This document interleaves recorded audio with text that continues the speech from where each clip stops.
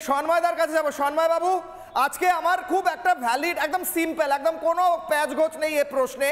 আমার প্রশ্ন হচ্ছে, তৃণমূল নেতাদের সঙ্গে একাধিক ছবি, নেতা শুধু না মন্ত্রী, একদম পাশে দাঁড়িয়ে সেলফি তোলা, ভিডিও করা, তৃণমূল এমপির নাম লেখা দেওয়ালে, তার কথায় পুলিশ উঠতবস্ত, স্থানীয়রা বলছেন এটা আমি বুঝে নেব, এতটাই মানে একদম সাধারণ যে না কোনো তৃণমূল নেতা কিছু জানতো না, উনি বাড়িতে বসে বসে পর্নোগ্রাফি শুটিং করতেন, কোনো পুলিশ কিছু জানতো না যে ওখানে একটি মেয়েকে অত্যাচার করা হচ্ছে।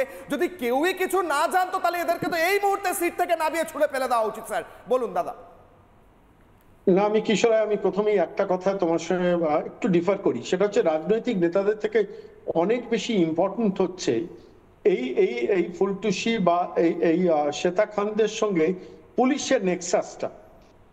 এ রাজ্যের মুখ্যমন্ত্রী হচ্ছেন এ রাজ্যের পুলিশ মন্ত্রী, এই রাজ্যের পুলিশ মন্ত্রী পুলিশটাকে কিভাবে চালান তার একটা বড় উদাহরণ হচ্ছে সাম্প্রতিককালে আমি যে ব্যারাকপুর পুলিশ কমিশনারের আন্ডারে থাকি, তিনটে পুরসভার দুজন কাউন্সিলর, একজন জায়েন্ট সিং কাউন্সিলর বলবো না, জায়েন্ট ছিল, জায়েন্ট সিং এর সঙ্গে পুলিশের নেক্সাস।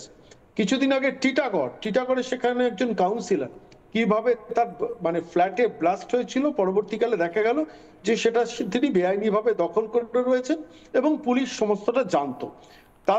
তার ঠিক কয়েকদিন বাদে দেখা গেল এই খড়দা থানার অধীনে একজনের বাড়ি থেকে প্রচুর আর্মস এন্ড অ্যামুনিশন সিজড হল। প্রত্যেকের সঙ্গে রাজনৈতিক নেতাদের একটা সাংঘাতিক ভাবে আন্ডারস্ট্যান্ডিং এবং বন্ডিং, এটা একটা দিক। দ্বিতীয় দিক হচ্ছে পুলিশের সঙ্গে এদের বন্ডিং, পুলিশের সঙ্গে ক্রিমিনালদের বন্ডিং একটা ধরনের। পুলিশকে এখন কিন্তু অর্থনৈতিকভাবে এই ক্রিমিনালদের সঙ্গে জড়িয়ে দেওয়া হয়েছে, যার জন্য কিশোর একটু ভালো করে খেয়াল করে দেখো, পাসপোর্ট ভেরিফিকেশন পুলিশ করে, সেই পুলিশের কাছ থেকেই কত জাল পাসপোর্ট বেরিয়ে যাচ্ছে। ভিসা, আধার কার্ড পুলিশের নাকের ডগায় হচ্ছে, পুলিশ সেগুলো জানতে পারছে না, এটা বিশ্বাসযোগ্য নয়। আসলে পুলিশকে এই ফাইন্যান্সিয়াল করাপশন একটা পার্ট করে নেওয়া হয়েছে, কারণ পুলিশ বুঝেছে যে রাজনৈতিক নেতারা এ রাজ্যে এমন ভাবে করাপ্টেড, ফলত স্বাভাবিকভাবে আমরা যদি করাপ্টেড হই তাহলে কিছু এসে যাবে না। এই যে তোমরা একটা হেডলাইন মাঝে মাঝে দেখাচ্ছ না, সেটা ডাকলেই পুলিশ আসতো, এইটাই বোধহয় আজকে এই এই ডিবেটের কি লাইন, অর্থাৎ সেতার ডাকে পুলিশ আসতো।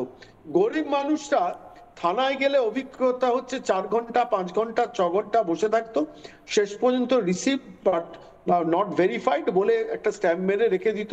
ক্রিমিনাল অফেন্সের ক্ষেত্রে সেই জিনিসটা করা হতো। এটা কেন করছে? এই যে নীলাদ্রি বাবু এখন বলছিলেন না, বিএনএস আছে, বিএনএস এর কোর্টে যেতে পারে, আচ্ছা কজন গরিব মানুষের ক্ষমতা আছে কোর্টে গিয়ে আইনজ্ঞ ধরে পুলিশের বিরুদ্ধে এই মামলাটা লড়া, যে আমার বিরুদ্ধে পুলিশ এফআইআরটা নিচ্ছে না? ফলে এই যে নেক্সাসটা, এই আরিয়ান খান, শ্বেতা খান, পুলিশ, রাজনৈতিক নেতা, এটা একটা বৃত্ত। ফলে এই বৃত্তর এই সার্কিটটা ভাঙা যেত যদি রাজ্যের পুলিশ মন্ত্রী সচেষ্ট হতেন যে পুলিশের সঙ্গে এই নেক্সাস থাকতে দেব না। আসলে তিনি ভাঙতে পারছেন না, তার কারণ উনি জানেন পুলিশ হচ্ছেন প্রোটেক্টর। ভোট করতে গেলে, রিগিং করতে গেলে, লুট করতে গেলে, আমার নেতারা টাকা লুট করতে গেলে এই পুলিশ প্রোটেকশন দিয়ে পার্থ চট্টোপাধ্যায়ের বান্ধবীর বাড়িতে টাকা পৌঁছে দেওয়ার কারিগর ছিল এই পুলিশ। দিনের পর দিন অনুব্রত মণ্ডল বোম মারতে বলে, ঠিক অনুব্রত মণ্ডলের নাম নিচ্ছেন দাদা, একটু সঙ্গে থাকুন, আমি আরো একবার দর্শকদের মনে করাই, কারণ এটা গুরুত্বপূর্ণ। নীলাদ্রি বাবু এটাকে ছোট করে দিচ্ছেন, বলছেন না না এটা গুরুত্বপূর্ণ নয়, যে কোনো নেতার সঙ্গে ছবি উঠতেই পারে, কিন্তু আমার কাছে এই ছবিগুলো গুরুত্বপূর্ণ। সুদীপ ব্যানার্জির সঙ্গে শ্বেতা খান কেন ছবি তুলেছেন, কি কারণে জানি না, ছবিটা জল জল করছে, কিন্তু সুদীপ ব্যানার্জি একা হলে বুঝতাম। এর পরের ছবিটা দেখুন, সুদীপ ব্যানার্জি তৃণমূল এমপি, এরপর রাজীব ব্যানার্জি হাওড়ার বিরাট তৃণমূল নেতা, হাওড়ার সমস্তটা বোঝেন, জানেন ডোমজুড়ের। এই শ্বেতা খান ওরফে ফুলটুসি, তাকে চিনতেনই না, এমনি পাশে দাঁড়িয়ে সেলফি তুলে নিল যে কেউ, এবং গলায় তো আই কার্ড রয়েছে শ্বেতা খানের।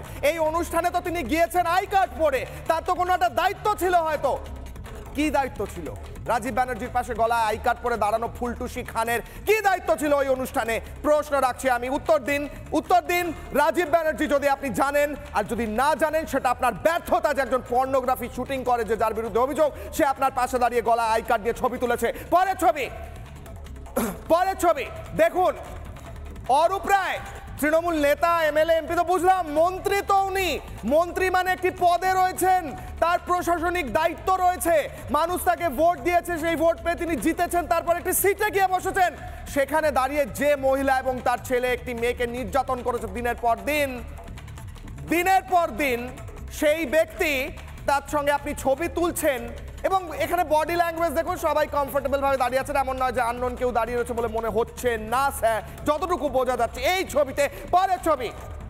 এবার আমার প্রশ্ন একদম একদম মাটির মানুষের মতো আমি প্রশ্ন করছি, আমি কিচ্ছু বুঝি না, কিন্তু এইটুকু আমি বুঝি যে কেউ গিয়ে কালি তুলি নিয়ে একটা দেয়ালে কল্যাণ ব্যানার্জির নাম লিখবে না যতক্ষণ না কল্যাণ ব্যানার্জির থেকে তার কিছু পাওয়ার আছে, আর নয়তো তৃণমূলের কোনো সক্রিয় কর্মী। শ্বেতা খান ওরফে ফুলটুসির কল্যাণ ব্যানার্জির থেকে কি পাওয়ার ছিল, নাকি শ্বেতা খান তৃণমূলের কর্মী? কেন দেওয়াল লিখছেন কল্যাণ ব্যানার্জির নামে? সন্ময়দা, মানুষকে কি নেহাতি বোকা ভাবা হয়? মানুষ কি কিছু বুঝবে না এটা ধরে নেওয়া হয়? ভোটাররা কি নেহাতি বোকা? কিশোর আমরা সত্যি বোকা। আমি তার কারণ আমি প্রথমত দুটো কথা ছোট্ট ছোট্ট করে রেফারেন্স দেবো। সেটা হচ্ছে নীলাদ্রি বাবু অত্যন্ত অভিজ্ঞ আইনজীবী, তিনি বোধহয় ভুলে গেছেন এই শেখ শাহজাহানের উদাহরণটা যখন দিলেন, সারা ভারতবর্ষ সারা পৃথিবীর মানুষ জানেন শেখ শাহজাহানকে কিভাবে মমতা বন্দ্যোপাধ্যায় পুলিশ প্রোটেকশন দিয়ে রেখে দিয়েছিল। তাকে রাজ্য পুলিশ গ্রেফতার করেনি আন্ডার তরুণ যেটা বললো সেটাই ঘটনা, যে আদালত শেষ পর্যন্ত চাপ দেওয়া। দ্বিতীয়, আচ্ছা ঠিক আছে, হতেই পারে, আপনার ডিফারেন্স থাকতেই পারে ওপিনিয়নে। দ্বিতীয়, আমি সাম্প্রতিককালের একটা ঘটনা বলি। পশ্চিম মেদিনীপুরের মেদিনীপুর পুলিশের মধ্যে মহিলা পুলিশ সাথী বারিক, তারা কিভাবে দুজন ছাত্রী নেত্রীকে একটা ধর্মঘটের দিন অত্যাচার করেছিল এবং মাঝরাতে তাদের ছেড়ে দেওয়া হয়েছিল, সেটা নিয়ে কলকাতা হাইকোর্ট মামলা হয়েছিল এবং সেখানে রাজ্য কলকাতায় মেদিনীপুর পুলিশ তার ব্যাপারে তার যথাযথ এভিডেন্স দিতে পারেনি এবং সন্দেহ জাগাতে জাস্টিস তীর্থঙ্কর ঘোষ একটা রায় দিয়েছিলেন, সিট গঠন করছিলেন মুরলীধরনের নেতৃত্বে। পরবর্তীকালে তারা যখন ওই মেদিনীপুর হিউম্যান রাইটস কোর্টে এফআইআর করেন, সেটাকে বিরোধিতা করার জন্য ডিএসপি পশ্চিম মেদিনীপুর তিনি এসে কলকাতা হাইকোর্টে জাস্টিস তপব্রত চক্রবর্তীর ঘরে একটা পাল্টা মামলা করেন সিটের রায়ের বিরুদ্ধে। সিটের রায় নয়, মানে আমি বলছি মুরলীধরন যে তদন্তটা করেছেন তার বিরুদ্ধে। সেই পুলিশের ব্যাপারে সেই পুলিশকে আমি ট্রাস্ট করবো কি করে?